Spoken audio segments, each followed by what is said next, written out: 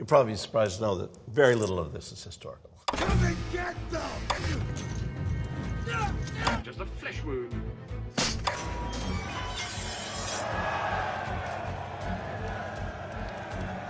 I'm Larry Zanoff, lead armorer at Independent Studio Services, the largest prop house in the world. And I'm Kelly DeVries, professor of history at Loyola University, Maryland, and honorary historical consultant for the Royal Armouries UK. Today we're going to review arms and armor from film and TV. Both from a prop maker's perspective and a historian's perspective. A Knight's Tale.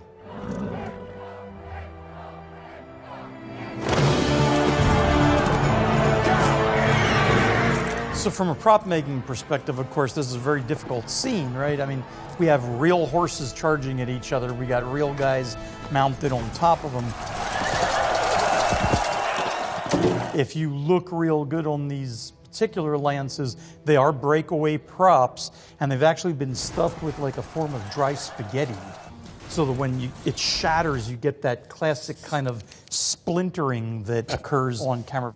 Anytime you can film something for real, it's better than CGI. And so that's one of the tricks we use to be able to film a real joust, but without injuring anyone and still get that kind of spectacular explosion. Very dynamic, and it gives you the feel of how much force is behind the lance as it hits and shatters. Multiples upon multiples would have been created, you know, by the prop crew, by the prop makers, months and months and months before. Not that far off from what a medieval tournament would have been. Correct. Because every knight would have shown up with multiple lances, expecting to break them on contact. And you are?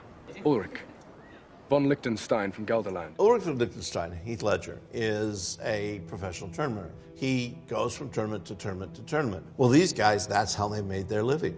And so they had a term for them. They were called freelancers. Consequently, the term is coming out. Freelancer, somebody working on contract for victory in a tournament in this case. We have to remember the tournaments are games. That's all they are. They're martial games. Nobody is supposed to die on these. On the other hand, you see the blow to the face.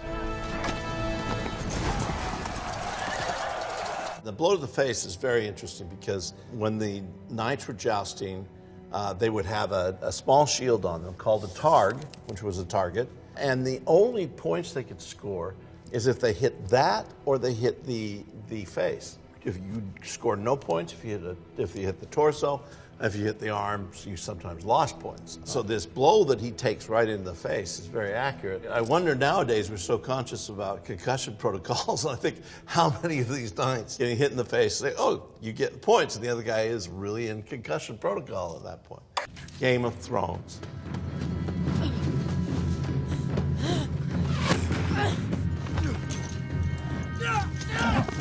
Game of Thrones is what we call medievalism. It isn't set in the Middle Ages, but it is using medieval weapons, medieval armor, medieval tendencies. Jon's brother is running away from Ramsay Bolton, who's going to shoot arrows at him. Big mistake he makes is runs in a straight line. Don't run in a straight line if you're being shot at with bow. The technique here is good. The bow is weird, how exactly this bow is made, but it is a long bow of sorts, and he is pulling it back as far as he can, and he gets quite a great distance on it. The swords themselves are pretty accurate. These are hand and a half swords, which is the most common sword in the Middle Ages. That's not their term, that's ours. But that meant that it could be used with one or two hands. And we often see the sword being wielded by Jon or by anybody else with one or two hands. The other thing I like about this is Ramsay has a dagger now. It's not the way a medieval knight would have worn it. He would have worn it down the left thigh. But he does have a dagger, and you can see how sharp and long it is, because that's the death-dealing weapon in the Middle Ages. A lot of scenes in medieval battles never show what is probably one of the worst things on the battlefield, which is thirst. Medieval battles were often very short, but if it went on for very long, the aspect of thirst and fatigue took over so much.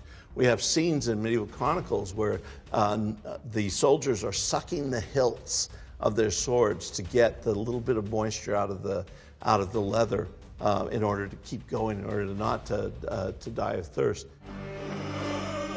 There's the one famous problem that we have is Jon Snow's jumping up onto his horse, and he's got a floppy sword, right? There's a lot of talk about this on the internet. People were going, oh, look, they forgot to put the sword into his scabbard. But that's not true, because if you look at the clip, you can actually see the grip of the sword and the crossbar of the hilt at the top of the scabbard, and yet the scabbard is flapping around like there's nothing in it. There's a perfectly logical explanation for this. The reason that it flops around like there's no blade inside is because there's no blade inside, okay? Yeah. This would have been a stunt rig that has a handle as if there's a sword in the scabbard, but there's no blade attached to that handle, and there's several different reasons why that may have occurred. Later on in the scene, his horse stumbles and he kind of does one of these hero moment somersaults right off of the horse. That would have been a very difficult, if not downright dangerous thing for the actor or stunt person to do. And normally when you have big scenes like this, the filmmaker will always want to do one or two what we call master shots, where it's big wide shot from start to finish. And so there was no room to cut in between him hopping on the horse and him falling off the horse to change out that stunt blade.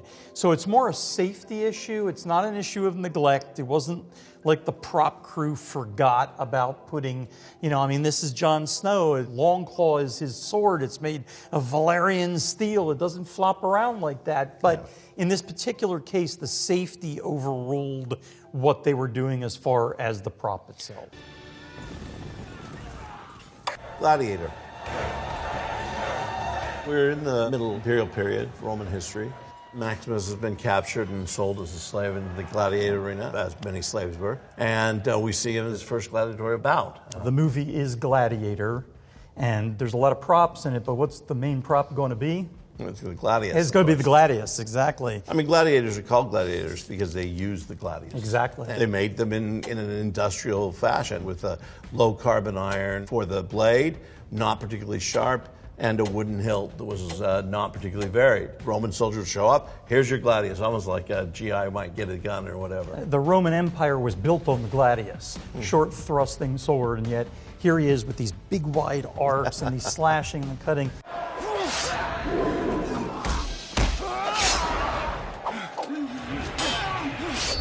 And it just wasn't designed for that. It would have been used behind a shield protecting the soldier using the sharp point to kill his opponent or to wound his opponent, move forward.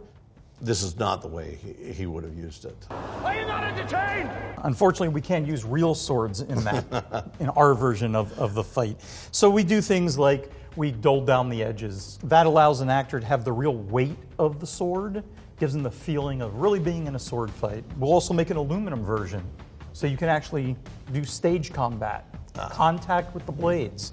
And then we'll probably do a rubber or maybe even a retractable, so you can stab someone and pull it out without actually injuring the actor. And if you watch the scene itself, there's that classic Hollywood, you can almost see where the swords are going right under the armpit of the guy on the far side of the camera, and he kind of traps it there.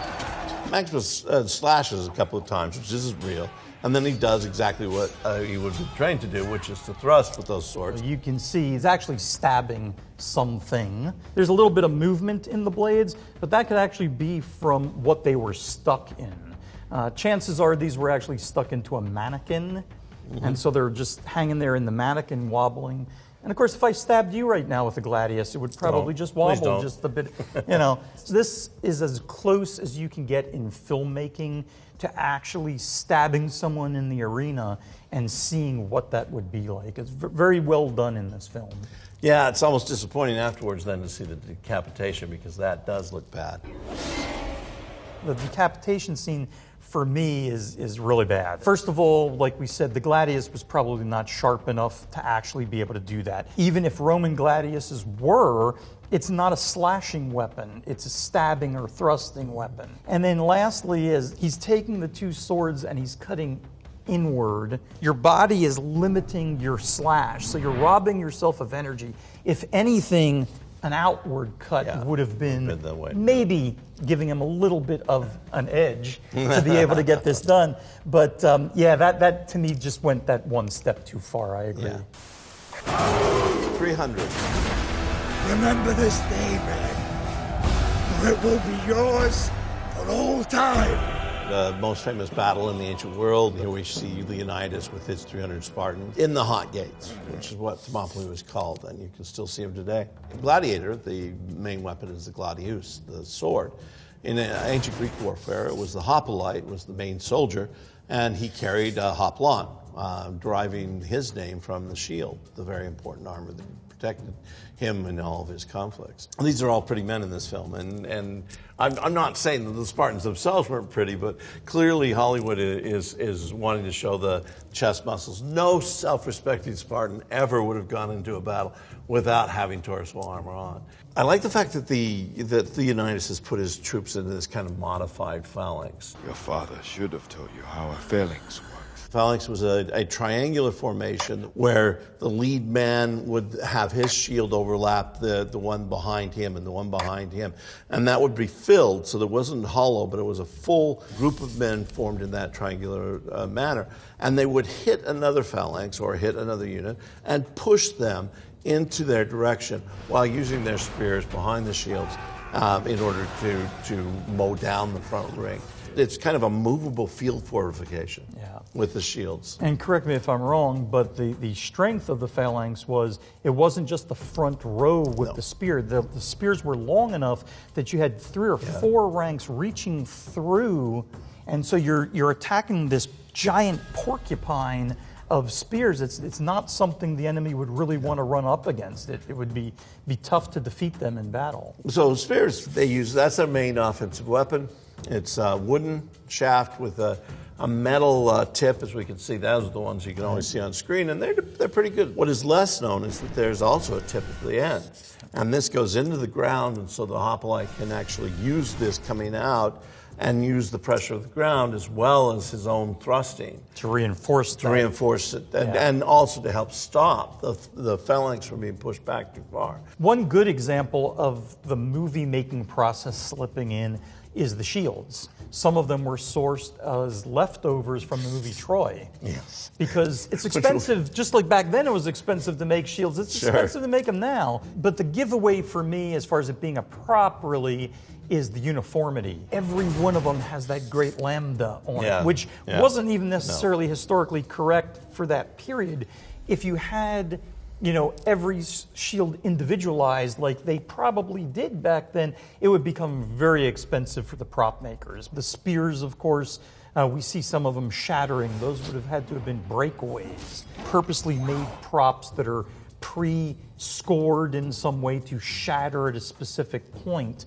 Because we can't just have it shatter, we have to have it shatter at the same point over and over and over again, because we do take 2, take 3, take 4, take 5, just an immense amount of effort gets poured into making the props, and then you kind of jump 30% more to give yourself a cushion, because there's always that unknown that could happen out on set. We have a saying in the prop world, if you have one, you have none. This is where they die! Monty Python and the Holy Grail. You'll probably be surprised to know that very little of this is historical. The scene is made for the ridiculous. There are things we can learn. You'll notice the swords. Of course, they're both doing, this is a sword duel, and then the swords are going to be preposterously sharp. They're too long, that we should say off the bat. But the interesting thing is how, if you wanted to kill somebody on a battlefield in the Middle Ages, how did you do it? And you had a dagger. Very few people killed with a sword. If you've got your opponent demobilized and they're on the ground or whatever, bring out your dagger, go into the carotid artery, go into the underarm, into the heart, go up the groin and into the femoral artery, or always a good choice, the knife in the eye. The reality of medieval warfare is not many people died, and the reason they didn't die is that it was worth money. The better your armor was, the better your weapons were, was a sign that you could pay for yourself being captured and therefore not die. There's actually a name derived from this, which is called blackmail. In a tournament, the victor won the armor of the opponent, and he could sell it back to him. In fact, he didn't want an extra pair of armor around, so he would sell it back to the opponent, and this became known as blackmail. The The reason why is because the men who were seated in these tournaments usually wore black mail because they didn't polish their own armor, and thus we get black mail. Clearly, we're not cutting arms and limbs off of an actor, but we've faked it very effectively, I think, in some way. We got the geyser of blood pumping out. Victory is mine! That's obviously either a hose that's connected off camera to a special effects apparatus that's pumping the blood, or within the wardrobe they could have hidden different blood packs and the guy has kind of a little hand pump and he's squirting that out. We get down to the scenes where he's got no legs. The actor, obviously, they dug a hole and he's standing down in the hole and it looks like he's standing on the stumps of his, of his legs. All right, we'll call it a draw. Maximilian.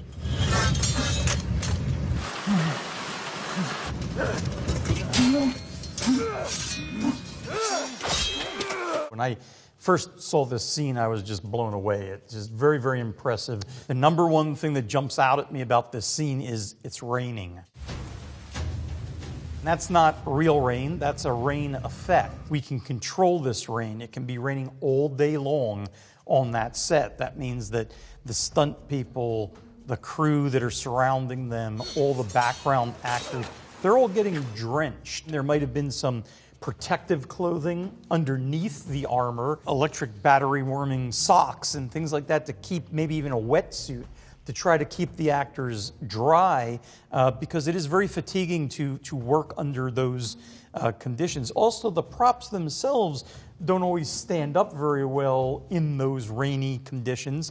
Metal, of course, rusts. Rubber swords that are painted, the paint would start bubbling up and everything. And then not the least of which is continuity-wise, puddles on the ground are going to be getting bigger and smaller depending upon the stage of the battle. And when you go back to do take 2, take 3, take 4, you always want to start out at the same continuity point. So there's a lot of stuff going on in this scene, and it's done very, very well. Of all the scenes we've seen, this is by far the most accurate.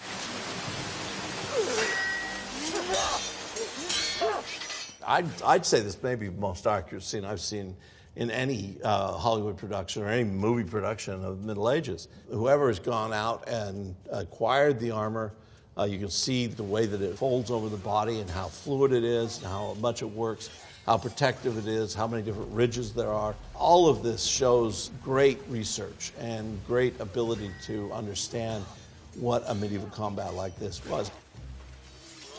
Here you will see that they are wearing armor completely on the body, and that's because this isn't the regulated game being played by the two opponents in the Knight's Tale.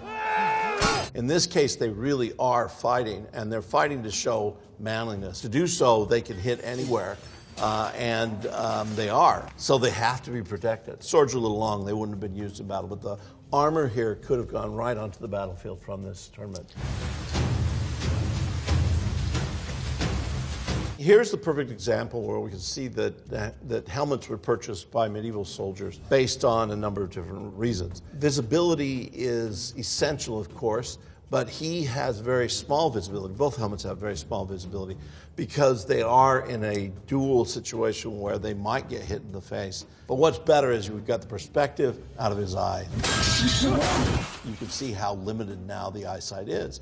The protection of the eyes was the most essential thing. Combats were supposed to be over quickly, and so the breathing becomes an issue, but not if they're over in the time they're supposed to be. There's enough oxygen in the helmet to keep them alive. I want you to notice, though, not just the armor that is in this sequence, but those two guards are armored exactly like they should be. The kettle helms, and that's what they're called, kettle helmets, are perfect. Their armor is perfect. It's downgraded. This is just a marvelous scene from beginning to end. Films and TV are always going to mix history and entertainment.